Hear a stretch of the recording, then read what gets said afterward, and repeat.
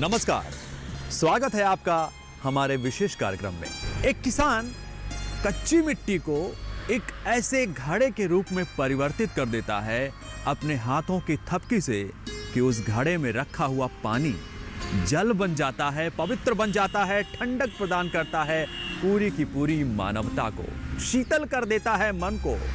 बिल्कुल उसी तरह से एक किसान एक सीप के खोल में छोटा सा बीज डालकर उसे मोती में परिवर्तित कर देता है। जी हाँ, कहने को तो ये कैल्शियम कार्बोनेट का खोल होता है, लेकिन ये मोती मानवता के लिए युगों युगों से वैभव का प्रतीक बनी हुई है, ऐश्वर्य का प्रतीक बनी हुई है।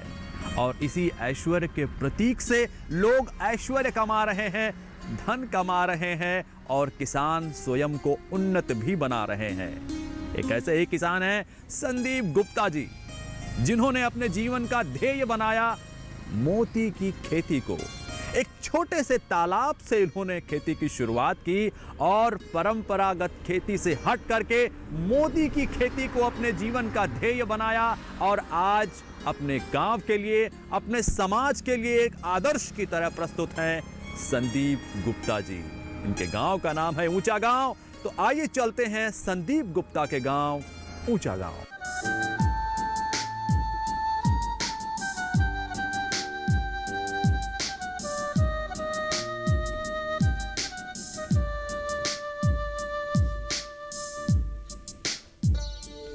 मोती की खेती या पर्ल फार्मिंग, ये शब्द सुनकर बहुत आश्चर्य होता है, परंतु सच्चाई ये है कि इसकी खेती आज भारत में सफलता पूर्वक की जा रही है। अगर बात मोती की करें तो विश्व में इसका उत्पादन सबसे अधिक भारत में तमिलनाडु के ततुतिकेरन तथा बिहार के दरभंगा जिले में होता है। इस समय उत्तर प्रदेश में भी कई स्थान पर मोती की खेती सफलता पूर्वक की जा रही है। 37 वर्ष के युवा संदीप गुप्ता ने पारंपरिक खेती से हटकर पर्ल फार्मिंग करने की ठानी और आगरा से 60 किलोमीटर पहले ऊंचा गांव में एक छोटे से तालाब में पर्ल फार्मिंग की शुरुआत की और सफलता की ऊंचाइयों को छुआ।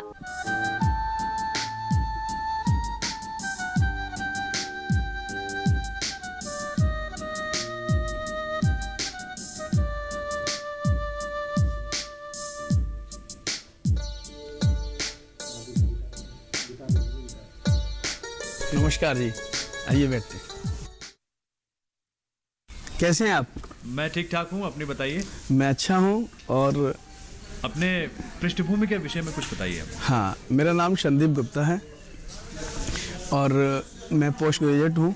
मैंने पढ़ाई की है पोस्ट ग्रेजुएशन, और ग्रेजुएशन मैंने अपनी एटा से जवाहरलाल नेहरू डिग्री कॉलेज से की है। उसके बाद की मैंने पढ़ाई अपनी सेंट जॉन्स कॉलेज से की है। और इस समय मैं अपना एक बिजनेस भी करता हूँ, और बिजनेस के साथ साथ मैं मोती की खेती भी कर रहा हूँ। मोती की खेती की प्रेरणा आपको कहाँ से मिली? इसकी प्रेरणा मुझे ऐसे मिली कि मैं एक बार सघन फसलों की जानकारी के लिए लखनऊ सीमैप में गया था, यहाँ central institute of medicinal and aromatic plants का। वहाँ मुझे एक बंगाली व्यक्ति मिला था, उसने मुझे इसके बारे में जानकारी दी। तो पहले तो मुझे उसकी बात पर कोई भरोसा नहीं हुआ कि ऐसा भी कुछ होता है, क्योंकि इससे पहले मैंने सुन रखा था कि मोती सिर्फ समुद्र में ही मिलते हैं सीप द्वारा। लेकिन जब उसने मुझे बताया कि मोती की खेती भी की जाती है, तो उसको लेकर मैंने एक अध्ययन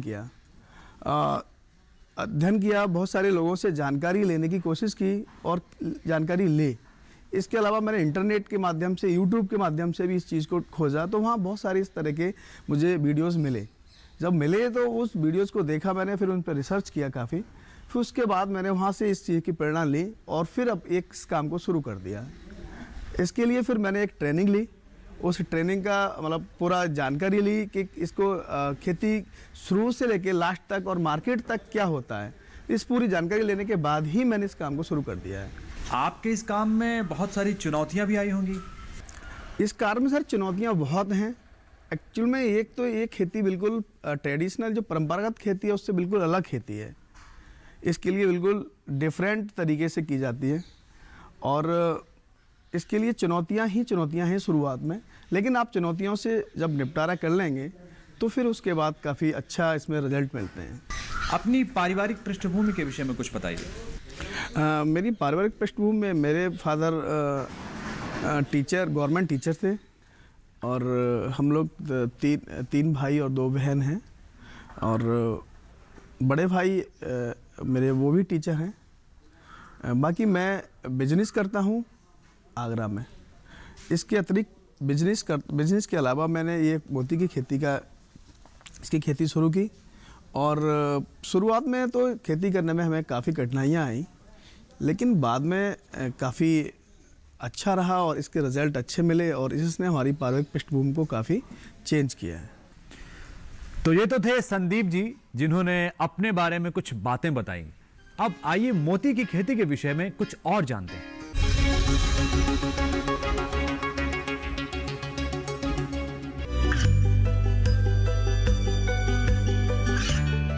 गांवों और पिछड़े क्षेत्रों में सरकारी योजनाओं की जानकारी पहुंचा।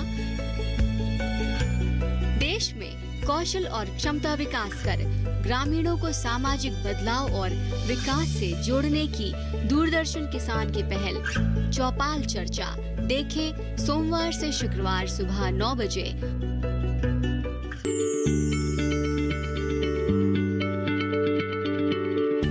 क्या आप किसी बीमारी से परेशान हैं? चाहते हैं डॉक्टर की सलाह? तो हम हैं आपके साथ, बताएंगे आपको जीने की राह। समस्याएं आपकी, समाधान देश के मशहूर विशेषज्ञों के। घर बैठे बात करें देश के जाने माने डॉक्टरों से। हमारे लाइव प्रोग्राम स्वस्थ किसान में हर शनिवार शाम 6 बजे से 7 बजे तक।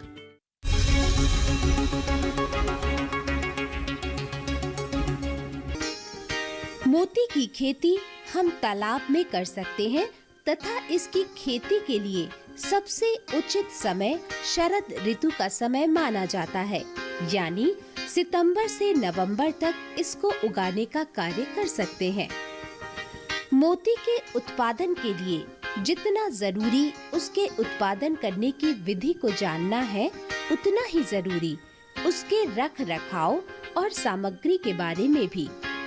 कृत्रिम मोती के निर्माण में कुछ प्रक्रियाओं को सफलतापूर्वक करना जरूरी है। सबसे पहले एक तालाब का होना जरूरी है। ये तालाब छोटा या बड़ा भी हो सकता है। पर्ल फार्मिंग के लिए हमने ये 2 तालाब बनाए हुए हैं अपने यहाँ। ये 2 तालाब हैं, 40 फीट चौड़े हैं, 50 फीट लंबे हैं और 6 फीट गहरे हैं दोनों।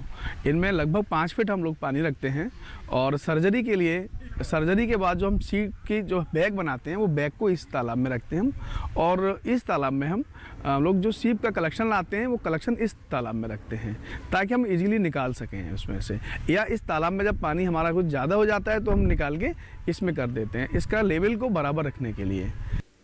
सर्वप्रथम हमें सीप को इकट्ठा करना होता है। ये सीप नदियों तालाबों से लिया जा सकता है, बल्कि बाजार से भी इसको खरीदा जा सकता है। इन सीपों का मानक आकार लगभग 8 सेंटीमीटर का होता है। इससे बड़े सीप को भी उपयोग में लाया जा सकता है। संदीप जी, ये जो मोती की खेती है इससे संबंधित निश्चित रूप से कुछ न कुछ चैलेंजेस आए होंगे, कुछ न कुछ आपके सामने चुनौतियां आई होंगी, कैसे निपटे आप? इसमें चुनौतियां तो बहुत सारी आई, क्योंकि ये कोई परंपरागत खेती तो है नहीं, ये कुछ अलग और डिफरेंट तरह की खेती है, तो चैलेंजेस तो इसमें बने ही रहते हैं लगातार। और शुरुआत में तो हमारे लिए बहुत सारे चैलेंजेस आए थे। किस तरह के? सबसे मेन चैलेंज तो ये आया है कि सीप का कलेक्शन कहाँ से हो, सबसे बड़ा चैलेंज ये था। सीप की सर्जरी कैसे हो, सर्जरी के बाद उसको पॉन्ड्स में रखना, पॉन्ड्स में रखने के बाद फिर उसको सर्जरी के बाद उसको जिंदा रखना, 12 से 14 महीने तक सर्जरी के बाद किसी भी सीप को जिंदा रखना है आपको, फिर उसमें से मोती निकालना, ये बहुत बड़ा चैलेंज है। तो कैसे आपने चैलेंजेस से डील किया? क्या कि कोई आपके साथ देने के लिए आया आपके रिश्तेदारों में या दोस्तों में? हाँ, इस काम में बहुत सारी चैलेंजेस आए, चुनौतियाँ आई, और चुनौतियाँ इस काम में, काम ही ऐसा है, लगातार बनी रहती हैं। तो इस चुनौतियों को पूरा करने के लिए मेरे साथ मेरे भांजे हैं, जो मेरी सिस्टर के बड़ा बेटा है ये, और नीतीश नाम है इसका, नीतीश गुप्ता, और ये पूरी तरह से इसमें भागीदार हैं और ये इस काम को पूरा ही देखते हैं। और मैं इस काम का प्री पार्ट देखता हूँ और ये इस काम का मोस्टली पोस्ट पार्ट देखते हैं। सीप को लाने के पश्चात उसे पानी में रखा जाता है, जिसमें आपको मोती का उत्पादन करना है, क्योंकि जब सीप प्राप्त करते हैं तो वो अलग वातावरण में पानी से आते हैं। अतः 10 से 15 दिनों में वो इस पानी के अनुकूल हो जाते हैं। इसमें कुछ सीप मृत भी हो सकते हैं, जो कि नए पानी के वातावरण में ढल नहीं पाते। पर्ल फार्मिंग के लिए सबसे महत्वपूर्ण चीज़ होती है सीप का सिलेक्शन। सीप के सिलेक्शन के लिए सीप आपकी फ्रेश वाटर और मीठे पानी की सीप होनी चाहिए, क्योंकि हमारे यहाँ के एनवायरनमेंट में खारे पानी की सीप सर्वाइव नहीं करती है। तो उसके लिए सीप का आकार बहुत मायने रखता है, और वो मिनिमम 4 सेंटीमीटर से लेकर 10 सेंटीमीटर तक की सीप होनी चाहिए। 4 सेंटीमीटर से कम की सीप की सर्जरी ना करें, और उसकी सर्जरी करने में आपको नुकसान ही है, क्योंकि सीप की मोटिलिटी बढ़ेगी, सीप मर जाएगी। सीप के लिए मेन चीज़ ये है कि जब हम कलेक्ट करके सीप को लाते हैं, तो कलेक्शन के बाद सीप को अपने पास जहाँ रखते हैं तो मेन पॉन्ड में न डालनी चाहिए। पहले सीप को अलग कलेक्ट करें, और वहाँ एंटीबायोटिक, आप जो भी एंटीबायोटिक यूज़ करते हैं, कोई सा भी एंटीबायोटिक वहाँ डाल सकते हैं। अब बारी है सीपों के सर्जरी की। इसके लिए विभिन्न नुकीले औजारों की आवश्यकता होती है। विभिन्न आकृतियों के मोती के निर्माण के लिए भिन्न भिन्न प्रकार के डिजाइनर सांचे की भी व्यवस्था करनी होती है। सीप की सर्जरी के वक्त जो न्यूक्लियस इसके सीप के अंदर डाला जाता है, वो न्यूक्लियस विभिन्न डिजाइनों का होता है। इसमें कोई भी डिज़ाइन हो सकती है, और ये डिज़ाइन मार्केट की डिमांड के हिसाब से बनवाई जाती है। जैसे आपको कोई भी किसी भी देवी देवता की, किसी भी स्मारक की, या किसी भी मोनूमेंट्स की, कहीं की भी हो सकती है। जैसे मेरे पास ताजमहल की डिज़ाइन है, ये गणेश जी की डिज़ाइन है, ये ओम की डिज़ाइन है, ये हनुमान जी की डिज़ाइन है। ये बहुत तरह के विभिन्न प्रकार के डिज़ाइन होते हैं।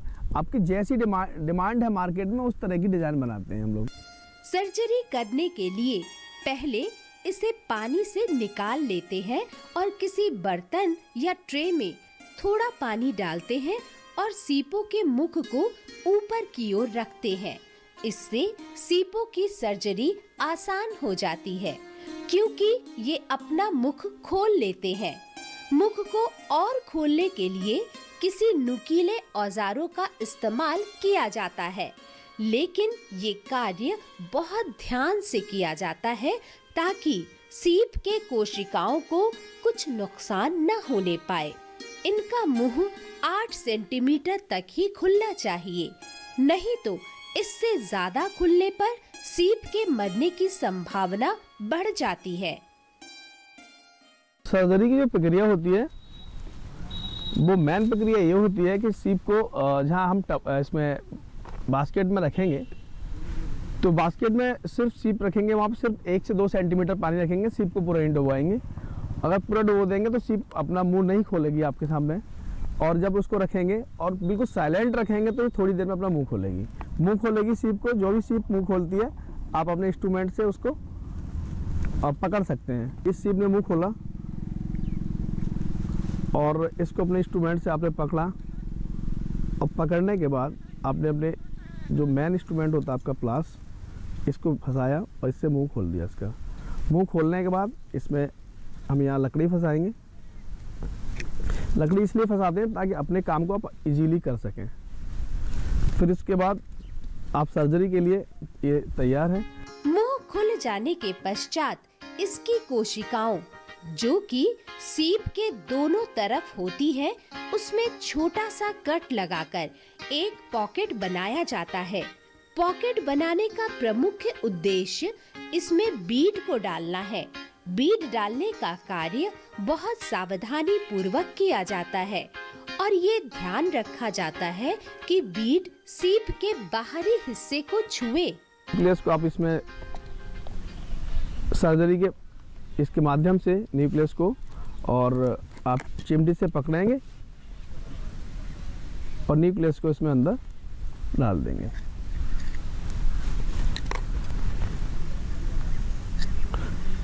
इसको अंदर तक डालेंगे और उसके बाद फिर लेयर को चिमटी से सीधा कर देंगे। उसके बाद आप ये हटा दीजिए।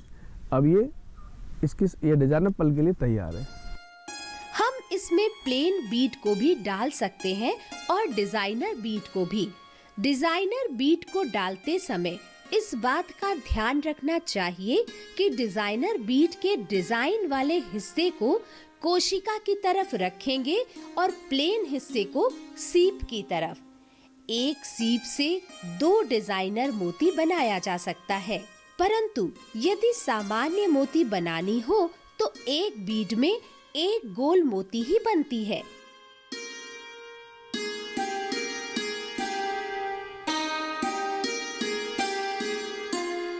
और एक सीप में 2 डिजाइनर पल बनाए जा सकते हैं और इसलिए इस तरह से इसकी दोनों लेयर को आप हटा के दोनों में डाल सकते हैं। बीड डालने के बाद इसके मुंह को बंद कर दिया जाता है और इसे नायलॉन बैग में 24 घंटे तक एंटीबायोटिक के घोल में रखा जाता है। ये वक्त सबसे संवेदनशील होता है। हर रोज इन सीपों का निरीक्षण किया जाता है। यदि कोई सीप मृत हो जाता है तो उसे बाहर कर दिया जाता है।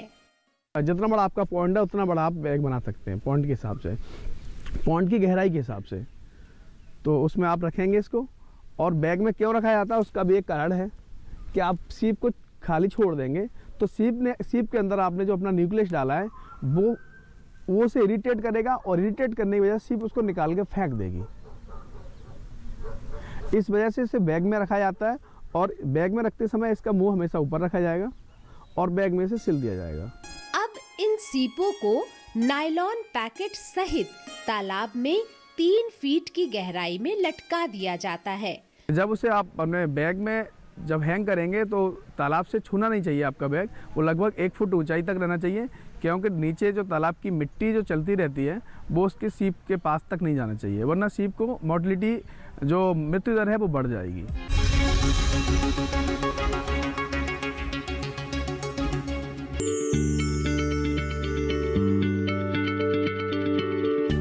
क्या आप किसी बीमारी से परेशान हैं? चाहते हैं डॉक्टर की सलाह? तो हम हैं आपके साथ। बताएंगे आपको जीने की राह। समस्याएं आपकी, समाधान देश के मशहूर विशेषज्ञों के। घर बैठे बात करें देश के जाने माने डॉक्टरों से। हमारे लाइव प्रोग्राम स्वस्थ किसान में हर शनिवार शाम 6 बजे से 7 बजे तक। खुशहाल होंगे खेत, पशु रहेंगे स्वस्थ, सरकारी स्कीम का होगा लाभ, जब एक्सपर्ट्स का मिलेगा साथ, आपके सवाल विशेषज्ञों के जवाब, सिर्फ एक फोन कॉल की दूरी पर। देखिए किसानों का अपना प्रोग्राम हेलो किसान, सोमवार से शुक्रवार शाम 6 बजे से सिर्फ दूरदर्शन किसान पर।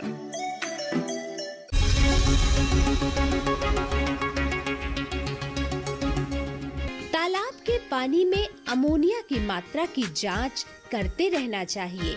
यदि अमोनिया की मात्रा पानी में बढ़ जाएगी तो ये सीपों के लिए नुकसानदायक होगी।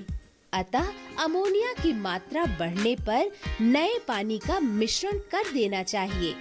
हरी शैवाल जो कि सीपों का भोजन होता है, ज्यादा लग जाने पर ये सीपों को नुकसान पहुंचा सकती है, इसलिए इसका नियंत्रण जरूरी है। आपको इसको समय समय पे इसके बैग को साफ करना चाहिए क्योंकि सीप के आसपास जो काई जो होती है बहुत ज़्यादा बनती है, जिसे सीप कहती है, लेकिन उसके ज़्यादा खाने से सीप की मरने की जो मृत्यु दर है वो बढ़ जाएगी। ज़्यादा सीप अगर आपके तालाब में है और तालाब की क्षमता कम है तो वहाँ अमोनिया बढ़ सकती है और अमोनिया का स्तर बढ़ने से सीप मरती है। तो इसलिए आपको ये भी देखना है कि अमोनिया के स्तर को भी समय समय पर टेस्ट करना चाहिए आपको।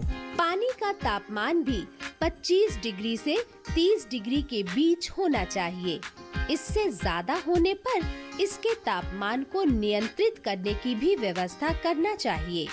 नियंत्रित न करने की अवस्था में इन सीपों को 5 फीट की गहराई तक डाल देना चाहिए। इससे इन पर तापमान बढ़ने का कोई प्रभाव नहीं पड़ेगा और सीप सुरक्षित रहेंगे। पालन की अवधि लगभग 8 से 10 माह खत्म हो जाने के बाद सीपों को निकाल लिया जाता है।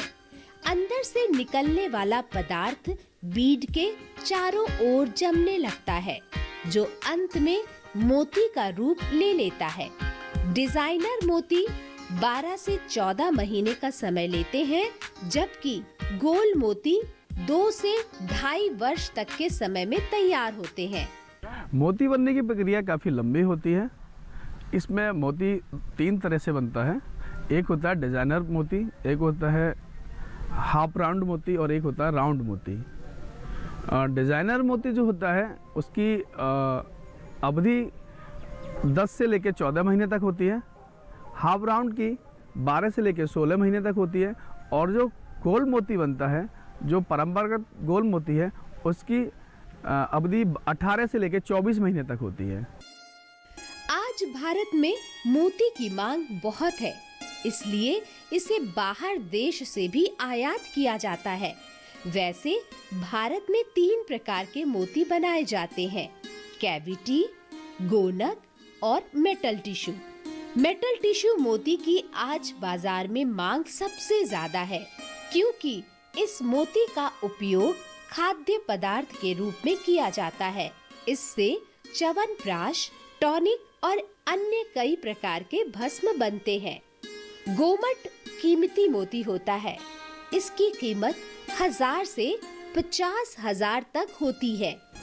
बताइए नितेश जी, कैसे मार्केटिंग करते हैं आप मोती, कैसे कमाई होती है आपकी? मोती की खेती एक थोड़ा सा टिपिकल और टफ टास्क है, इसलिए हर व्यक्ति इसकी खेती करना नहीं पसंद करता है। थोड़ा समय भी इसमें ज़्यादा लगता है, तो इसलिए इसकी कॉस्टिंग हाई रहती है।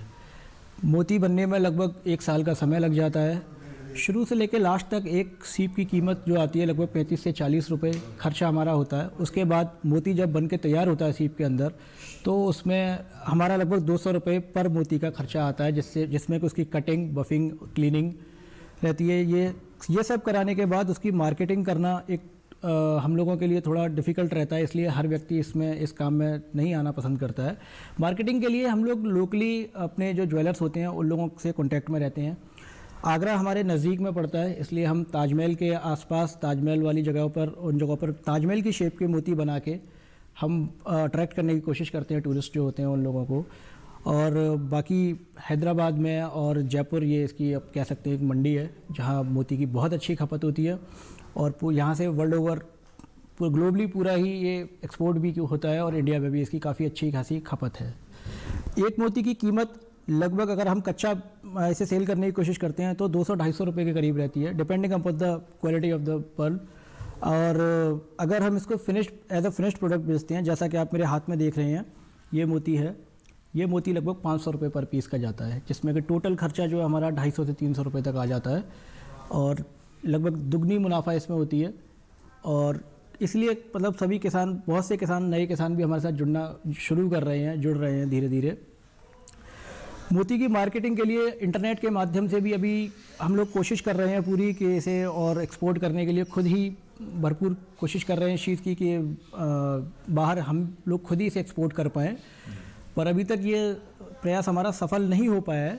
अभी दूसरे कुछ ट्रेडर्स हैं, उन लोगों के माध्यम से, या कुछ और भी ख़रीदार लोग हैं, उन लोगों के माध्यम से हम लोग इसे सेल कर रहे हैं।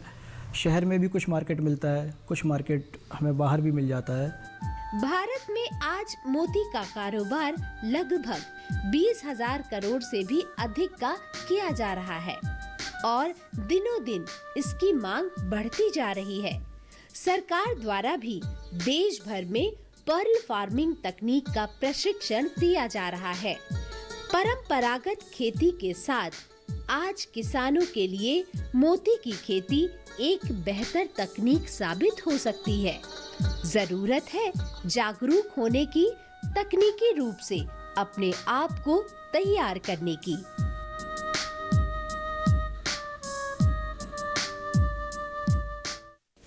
दिन भर की थकान से निवृत्त होकर ये लोग शाम को सांस्कृतिक कार्यक्रम का आनंद लेते हैं।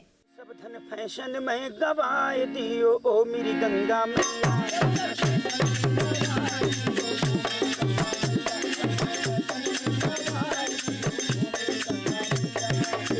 गंगा मैया ओ भारत के रह भैया, ओ मेरी गंगा मैया ओ भारत के रह भैया। अरे ओ मेरी गंगा मैया इस कलयुग के बसैया, ओ मेरी गंगा मैया ओ कलयुग के बसैया। सब धन फैशन में गवाए दियो ओ मेरी गंगा मैया।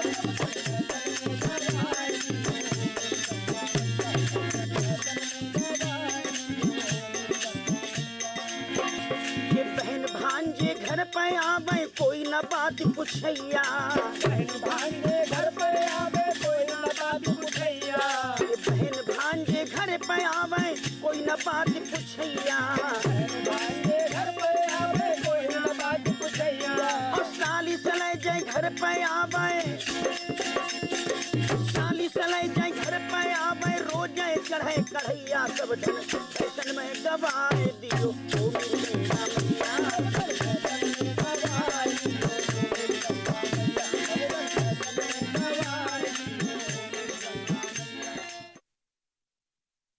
तो संदीप जी, बहुत अच्छा लगा, आपने लीक से हटकर काम किया, गैर परंपरागत खेती में अपना नाम किया। तो क्या संदेश देना चाहेंगे किसानों को आप?